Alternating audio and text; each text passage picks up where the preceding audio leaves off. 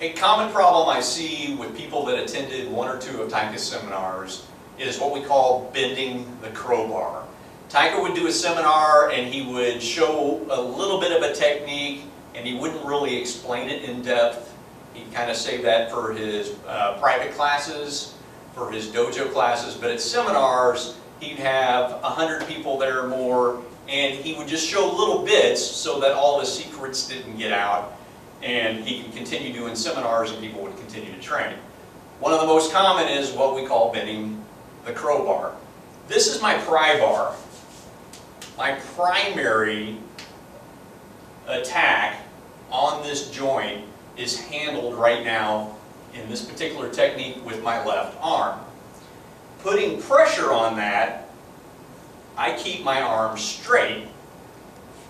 But what a lot of people do is they would see Tuite at a seminar, he's talking, he's bending his arm, and then boom, he'd do the technique really quick, and this is what they took away.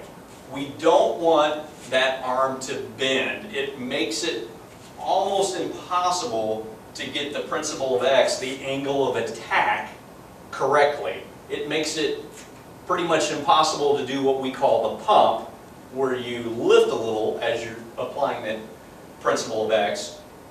The second you bend this, whether it's high up on top or low, it makes it difficult for me to perform the technique on somebody bigger than me.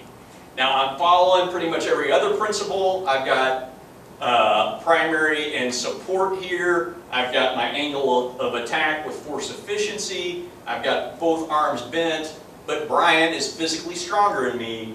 My crowbar is bent, and I'm unable to do the technique. He's much stronger than me.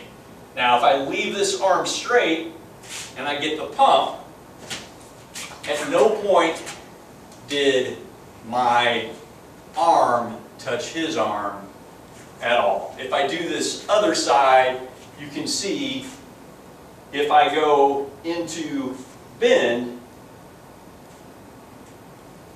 I cannot do the technique. If I leave this arm straight, maybe even just a tiny bit of rev to it, if I go into here, my arm, my elbow was about this far from his elbow. So do not bend your crowbar.